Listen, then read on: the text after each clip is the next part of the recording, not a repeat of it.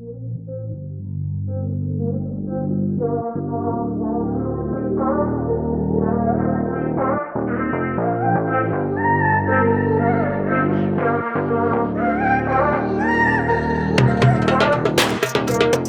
I started getting into dental assisting, or why I chose dental assisting, is because I just genuinely needed a change in career.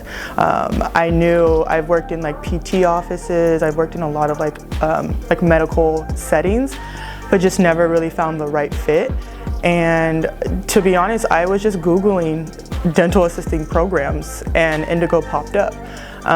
Indigo popped up also as one of the cheaper ends of like in terms of tuition. So that's how it came. I needed a career change and I needed to do it fast. Indigo, I found them online, contacted them. There you go, rest is history. So I was comparing to another program. It was around, like price-wise, if you want to get into that, it was like literally like an extra like $4,000. And the program was also longer. So the program, a couple of programs, they were like 3 to 4 year programs, and you're in class every day, like college, you're in class every day. You get the same certificates and licensings as you do here, but it was way more expensive. And like I said, you have to go to class every day, and I can't afford to go to class every day and not work. So I looked on Google, they have great reviews from the short time that this program has been existing.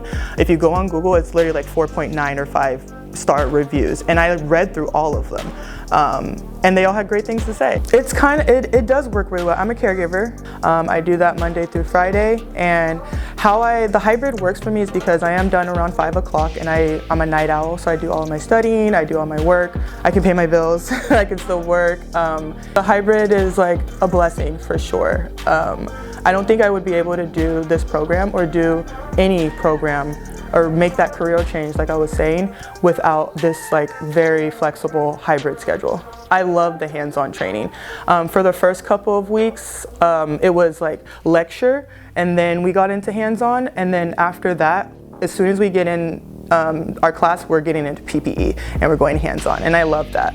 So we kind of got a mixture in the beginning of like going over what we were reviewing what we learned on Moodle throughout the week, but then it's like go time. The teachers, the instructors do a really good job of reviewing, but it is up to you to kind of like get in that full understanding and ask questions if need be. And today, in the one day, is the perfect time to ask as many questions. You have to hold yourself accountable. Like you can't just act like you're gonna like procrastinate and get it together. Like no, you have to hold yourself accountable. That's a really big thing that if I were to say, if you want to get into this program, like you have to hold yourself accountable, because you can't just like not study all week and then come on Sunday and be like, hey.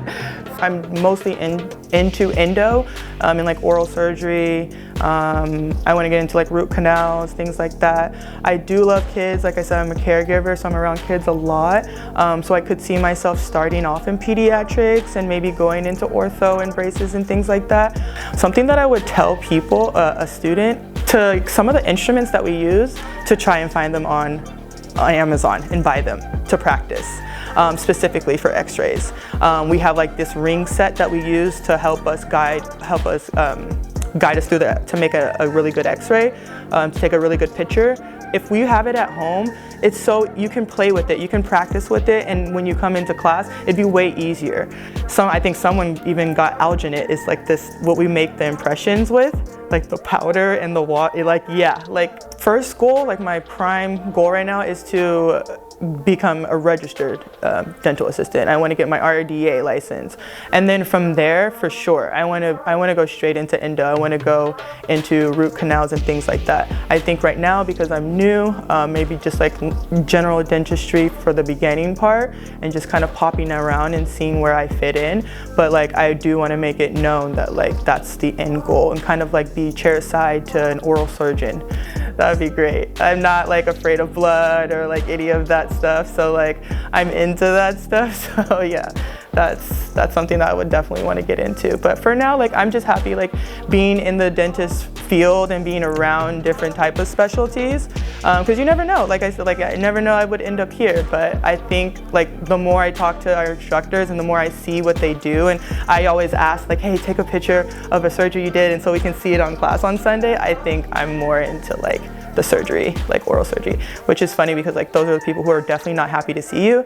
And like children, like, you know, like even though it might be a little bit scary, but I love seeing kids' face when they come to the dentist and giving them a little treat and thing like that. I want to do that. Like I do want to experience that. And I don't want it to be where like I'm only in endo, you know, like I do want to, if they need me, like hopefully I work in an office where if they need someone, like I can just pop in, come back and help. And people know, like they recognize like, oh yeah, Camille can come and do this. Like I want them to be able to say that.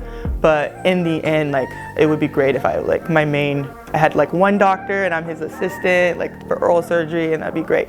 And if he's good and I can go pop around back into pediatrics, then